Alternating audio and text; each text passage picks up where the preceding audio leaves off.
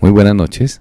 Iniciamos con el programa Tertulia Teológica, un programa original de la Iglesia Bautista Reformada El Redentor en Bogotá, Colombia. Estamos haciendo una travesía de la historia, mirando sus acontecimientos. Algunos momentos nos detenemos y mirar algunas de las doctrinas que se dieron en la historia del cristianismo. Y hoy vamos a trabajar las altas edades medias. Todo esto creando un ambiente para podernos meternos en la reforma protestante. Estamos como siempre con el académico y profesor Joel Sarman, que nos está llevando en este conocimiento de la historia del cristianismo. Buenas noches, Joel. Buenas noches. Entonces, hermano Joel, ¿en qué habíamos quedado y para dónde vamos? Entonces estábamos a punto de comenzar el 12º siglo, los años 1100, porque estamos trabajando siglo por siglo, dirigiéndonos hacia la reforma en incrementos. A ver si hoy llegamos al siglo XV. Perfecto, hermano. Entonces, arranquemos. Muy bien. Entonces, en los años 1100, este fue uno de los siglos más importantes de la historia europea y cristiana que hay. Fue un siglo de reforma en las edades medias, el 12º siglo. En este siglo vivió Bernardo de Claraval, que nació en el 1090 y murió en el 1153. Él es muy importante por una reforma de los monjes, una reforma cisterciense, para reformar los excesos del monasterio de Cluny, que recordemos se fundó en el 10º siglo, en el año 902. Fue un monasterio muy importante, el más grande de las edades medias. Lo destruyeron en la Revolución Francesa, pero este monasterio de Cluny era el que guardaba las vías de peregrinaje a Santiago de Compostela, y era un lugar donde como que revisaban otros monasterios y mantenían el orden. Pues los excesos de Cluny, las riquezas, el poder, todo lo que tenía, al fin dijeron, esto se tiene que reformar. Y esa es la reforma cisterciense en Citeaux. No sé cómo se dice exactamente esa palabra francesa en español. En inglés decimos Citeaux, pero supongo que se pronuncian todas las letras en español y es Citeaux, donde se fundó una nueva orden. Ellos querían hacer el monasticismo en forma más sencilla, tener monasterios más simples, que ya estaban, le ponían muchas cosas, los decoraban, las capillas las decoraban mucho. Ellos dijeron, hay que ser más simples, tenemos que ser pobres. E igual simplificaron la liturgia. Ellos pusieron monasterios en lugares aislados, fronterizos, que no querían estar dependiendo de los nobles. En vez, ellos tuvieron hermanos laicos que solo hacían trabajo, monjes que hacían el trabajo, sino que hacían el trabajo de mantener el monasterio, para apoyar así el monasterio y no depender de los nobles. Entonces simplificaron lo que tenían, bajaron lo que costaba y hicieron que eso se pagara, pues, los monjes trabajando y sin dependencia de que un noble le colaborara, que les diera pan o cerveza o lo que sea. Bernardo de Claraval fue uno de los grandes predicadores de esta era y uno de los grandes predicadores del cristianismo. Y eso en parte se debe a que los monasterios cistercienses, pues la sencillez litúrgica, porque simplificaron la liturgia, pues les tocó predicar mejor. Y él tenía dones y habilidades como predicador enormes, muy persuasivo. Persuadió a mucha gente a que entrara a los monasterios. Fundó muchos monasterios, más de 160. Él también predicó en lo que es la Segunda Cruzada. Para tener una cruzada tenía que haber publicidad, tenía que llamar a la gente y anunciar. Y él fue uno de los movedores de la Segunda Cruzada, que fue un fracaso. y le dañó mucho la reputación a Bernardo de Claraval. Bernardo de Claraval es muy famoso porque Martín Lutero lo llamó uno de los últimos padres de la iglesia y Juan Calvino leyó sus escritos y los usó bastante. Entonces él fue uno que reformó el monasticismo, fue un monje y se multiplicaron en este siglo los monasterios. Este es un siglo, el 12º siglo es un siglo de agitación política. Se están formando las instituciones políticas de Europa. Sienten que son un pueblo por su cristianismo común. Por primera vez ha crecido como que naturalmente una sociedad cristiana y tienen que poner instituciones para manejar y controlar su sociedad. Entonces lo hacen por primera vez. Recordemos que Europa no tenía urbanizaciones en realidad en estas partes de Alemania y Francia antes de eso. Las cruzadas han comenzado y agitan la gente y conmueven lo que hacen. Los nobles se pelean, control de territorio cambia y entonces hay muchas cosas ocurriendo y el papado entra en mucho poder. Esto se debe tanto al liderazgo del papa, de los papas que están reinando en ese momento, que son capaces y manejan bien el poder, y el hecho de que el papa encabeza la unión religiosa de esta sociedad. También, este es el siglo de las catedrales góticas, estos famosos los edificios más platónicos en el mundo me interesan mucho. He estudiado algo de ellos porque son y pues por las ideas que impulsaron a los que los construyeron. Se levantaron muy rápidamente en la mitad y hacia el fin del siglo. Y lo que hacen es lo hacen porque a veces están buscando la gloria del rey. En este momento Francia es como el centro, el corazón de la cristiandad en el mundo. Y los reyes franceses pues, quieren proclamar que son cristianos, muy católicos, muy dedicados. Y por eso se alzan estos extraordinarios edificios que son las catedrales góticas de Francia. Bueno, tenemos un par de preguntas que nos hacen las personas desde el WhatsApp de la iglesia. ¿Por qué se llama la Reforma Cisterciense? Porque la orden de los monjes de ese lugar, Citeaux, es el latín, es cistercien algo, ¿sí? Entonces ellos son monjes de ese lugar y les llamamos monjes cistercienses. Es una reforma del monasticismo. ¿Se podría decir que la reforma fue una reforma positiva? Sí, hizo mucho, pues contribuyó a la historia de la predicación. La predicación antes era muy mala. Ellos leían antiguos sermones. Lo que hizo Bernardo de Claraval es predicar, pues, predicaciones que él mismo escribió, que él estudió y dio. Y él también hablaba como en una forma más directa a la gente. Y eso era una novedad en ese momento.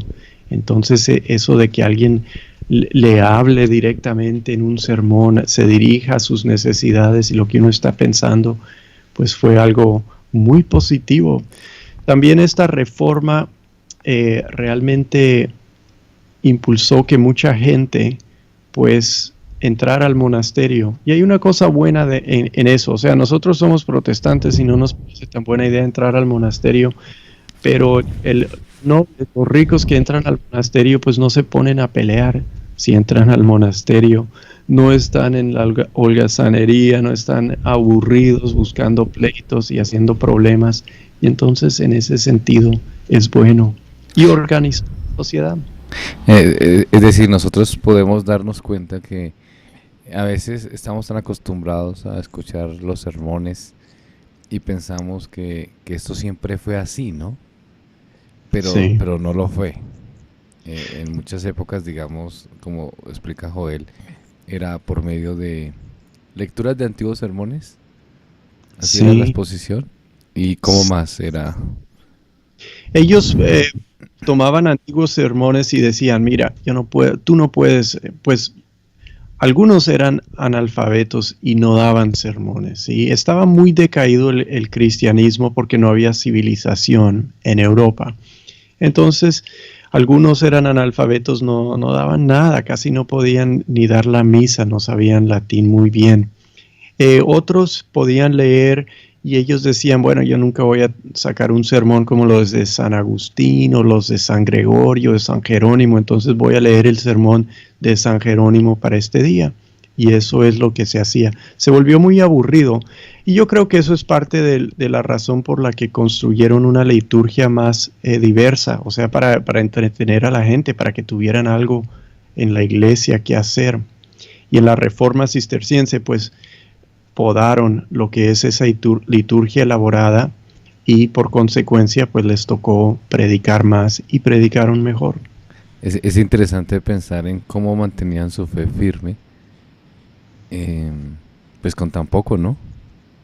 Pues la fe se mantuvo, pero en una forma muy, muy decaída y con muchas confusiones y errores. Lo que estamos viendo en las edades medias es una recuperación de la civilización para irse organizando y recuperar, ¿sí?, el nivel de religión que manejaban en los tiempos, por ejemplo, de San Agustín, en la civilización de la antigüedad.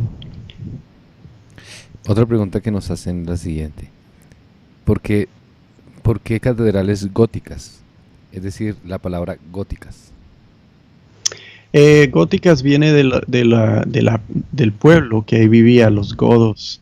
Los invasores bárbaros son de varias tribus, los francos, los alemanes, los visigodos son los godos del oeste, creo. Quizás del este. Los ostrogodos son los godos del oeste. Y habían varias tribus. Entonces, parte de eso es que le llamaban góticas las catedrales de los godos porque les parecían algunas personas que los criticaban en Italia que eran edificios bárbaros.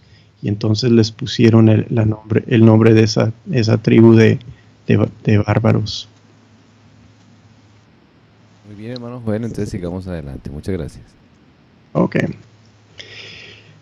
Entonces, en este siglo también tenemos un desarrollo, algo que se desarrolla muy importante, que son las escuelas catedráticas.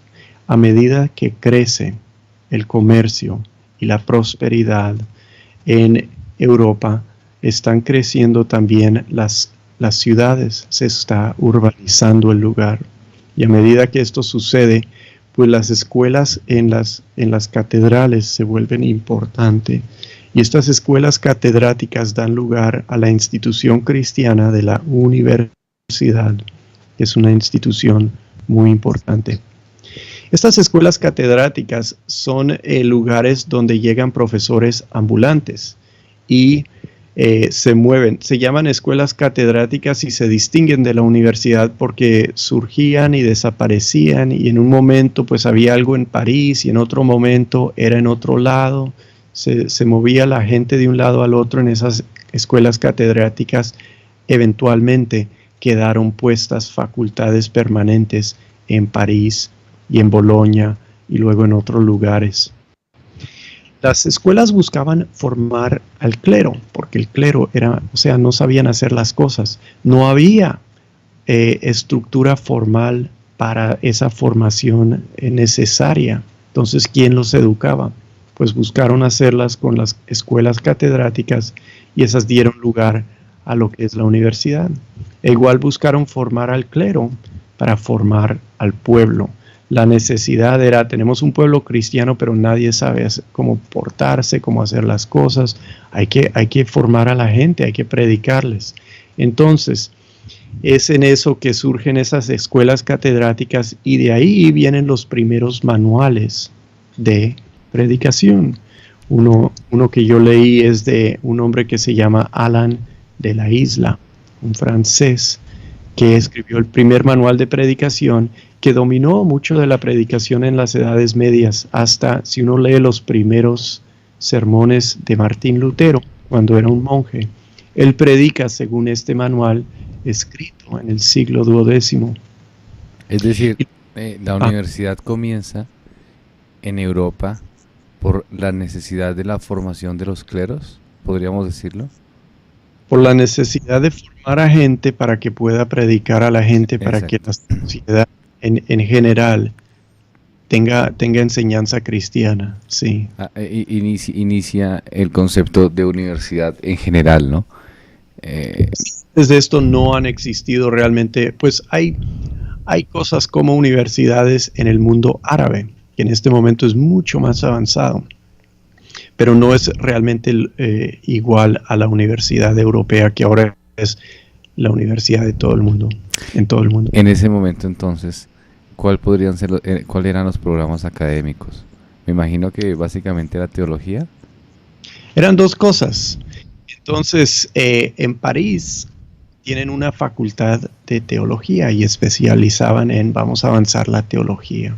En Bolonia, en Italia, es facultad de derecho. Y esta es la razón por la que surge el derecho en Italia. En Italia es donde más comercio hay.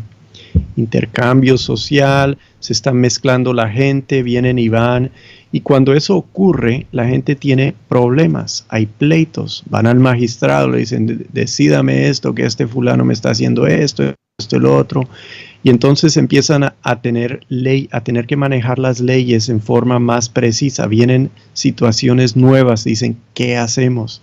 Forman ahí por eso una facultad de derecho para desarrollar leyes y controlar el comercio y controlar a la gente comerciante en esa situación. Hasta descubren en Pisa ese viejo Corpus Juris Civilis que escribió Justiniano, la codificación y reforma de todas las leyes del antiguo Imperio Romano que se hicieron creo que es el VI siglo en Constantinopla. Descubrieron una copia de eso en Pisa y la usaron para enseñar en Bolonia. Liliana, desde el WhatsApp, dice lo siguiente: pero ¿quién formó o educó a los cleros, pues, que formaban o que iniciaron, pues, la universidad? Sí, pues no, o sea, lo que surge no es una universidad toda formada, ¿verdad? Es un grupo de hombres que empiezan a enseñar y es muy, muy básico, ¿no? Sí, no es toda la cosa que ahora tenemos. Entonces, estas personas realmente se formaron en los monasterios, que es donde se preservó el conocimiento, especialmente los irlandeses. De eso hablamos hace algunos programas, quizás no se acuerdan, pero en Irlanda copiaban de todo, copiaban la Biblia, pero copiaban Homero, copiaban de todo lo preservaban. Y ellos regresaron a Europa y enseñaron, y es en los monasterios realmente donde la gente educada perdura y permanece, y también en algunas cortes importantes. Algunos reyes o algunos nobles, como para darse más prestigio, pues traen gente ilustrada y los apoya y les da, los mantiene para que pues le añadan prestigio y digan, aquí en la corte de este rey hay un sabio. Y así se preservó. Pero en los monasterios principalmente se forman estas personas y por eso son facultades teológicas en general. Inicia entonces básicamente desde la misma religión, ¿no? Y ahí es donde empiezan a hacer los intentos. Pero como decía Joel, la universidad no es como la conocemos ahora, ¿no? No. Era un intento. Es porque se está desarrollando y se está volviendo más compleja la sociedad europea. Y parte de eso es que desarrollan instituciones. Una de esas instituciones es la universidad, donde manejan un avance en conocimiento que va a llegar a ser más y más complejo a medida que se desarrolla. Muy bien, hermano. Muchas gracias por su respuesta. Seguimos entonces. Entonces, París y Bolonia. Creo que París fue al fin del siglo XII y Bolonia en el siglo XIII. Luego siguieron la Universidad de Oxford, que fue la tercera, y luego la de Salamanca, la Universidad Complutense de Salamanca es la cuarta, y Cambridge. Entonces parece que esas 5, París, Bolonia, Oxford, Salamanca y Cambridge, son las primeras universidades del mundo, muy antiguas ahora. Han estado creciendo los estudios y también están empezando a recuperar las obras de Aristóteles. Aunque se prohíben algunas de ellas porque les parecieron, pues no estamos seguros de lo que dice este Aristóteles.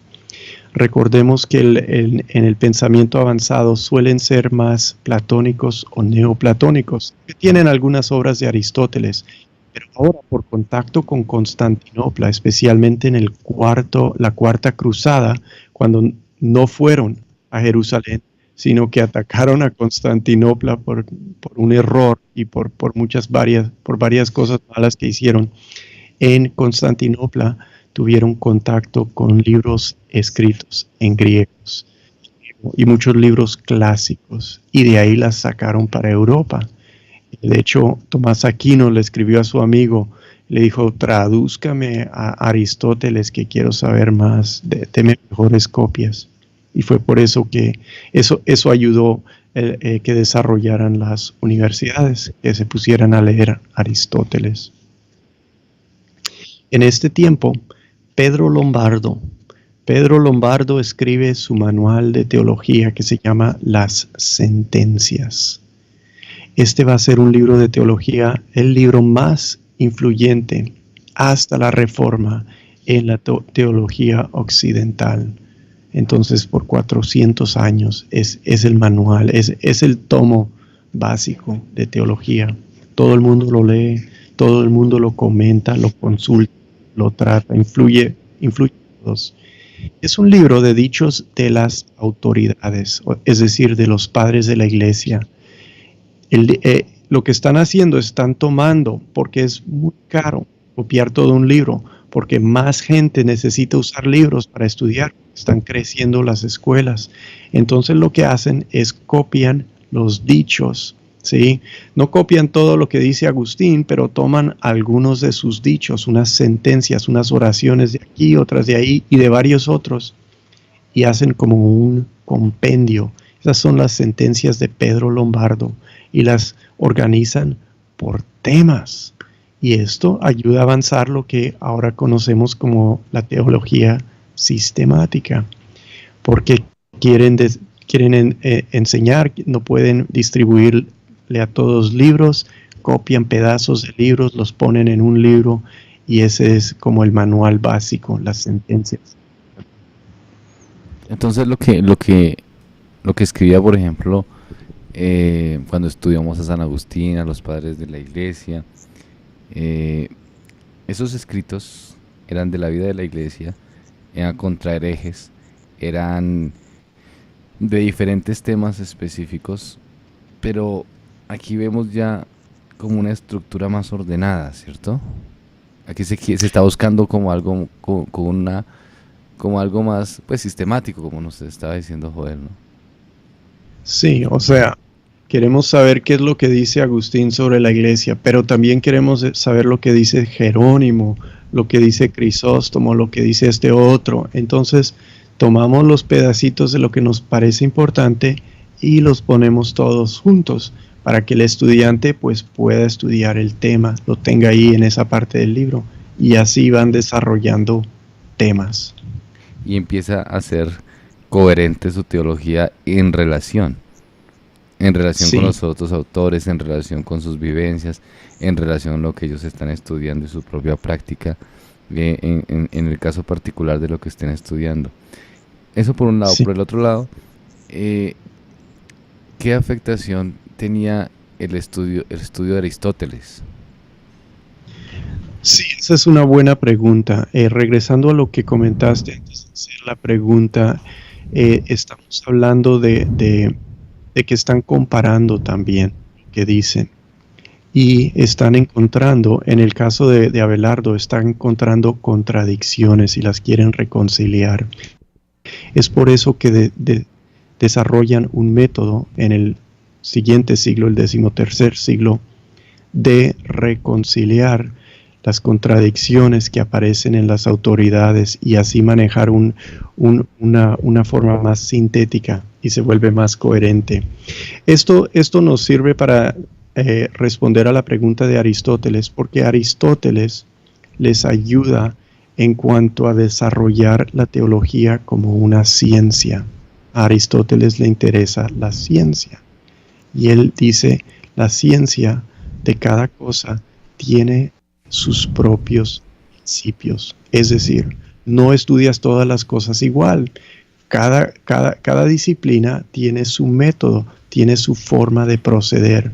Con esa información de Aristóteles, con la lógica que él desarrolló, con su habilidad de hacer distinciones más finas, con el vocabulario especializado que él proveyó, ellos desarrollan su método teológico, reconciliando entre las contradicciones y las varias cosas que se dicen y buscando así una teología coherente con un método que les dé una sistematización de todo, todo para entenderlo bien, para desarrollar las implicaciones y todo eso. Yo recuerdo cuando una vez, no recuerdo cómo fue la situación exactamente, pero sí tengo la idea, y es que a Joel le preguntaron, alguien le preguntó que qué libro le recomendaba para la interpretación o para el estudio, o qué autor, y Joel dijo Aristóteles, algo así, no sé si usted recuerda más o menos, por la cuestión de la clasificación y como de la hermenéutica. Sí, por su libro quizás de la retórica y la poética. Exacto, entonces a veces no tenemos la conciencia que mucho de lo que manejamos nosotros y en todas las ciencias básicamente es pues mucho de Aristóteles y su clasificación, ¿no? De cómo hizo la clasificación, cómo desarrolló todo este método para la comprensión lógica, ¿no? Sí, y la interpretación correcta. O sea, que todo no se puede interpretar como uno quiera, ¿no? Sino que hay unos parámetros de acuerdo a la ciencia que nos llevan a entender. Sí, pues o sea, Aristóteles quizás en algo, pero no tanto para la hermenéutica, pero el punto que estás haciendo es válido. Es como la electricidad, ¿sí? Quizás he dado esta ilustración antes, pero Edison y otras personas así, pues no se inventaron la electricidad, pero dieron las clasificaciones y la forma o sea, la electricidad moderna pues tiene que pasar a través de esas personas porque ellos fueron los que primero manejaron toda esa parte y pusieron los fundamentos de cómo se hace todo lo que se desarrolla con esa. Igual con Aristóteles y la filosofía. Sí, la filosofía da muchas bases y idioma para la teología, ¿no? Es decir, términos. Exacto. Términos. Es especialmente lo que le dio terminología, por ejemplo, a Tomás Aquino, que hizo un gran trabajo sobre eso. Él conocía muy bien la obra de Aristóteles. Escribió comentarios enteros sobre libros muy difíciles. Edwin nos dice desde el chat de la emisora, ciertos conceptos filosóficos agudizaron la mente de Agustín, el cual le permitió profundizar en su pensamiento cristiano. Sí. O le dieron claridad para poder, o sea, le dieron cómo manejar conceptos e ideas para poder profundizar. Está bien dicho. Hermano, listo, entonces vamos a hacer una pausa y ya regresamos entonces, queridos hermanos, amigos. Estamos con las altas edades medias. En un segundo regresamos.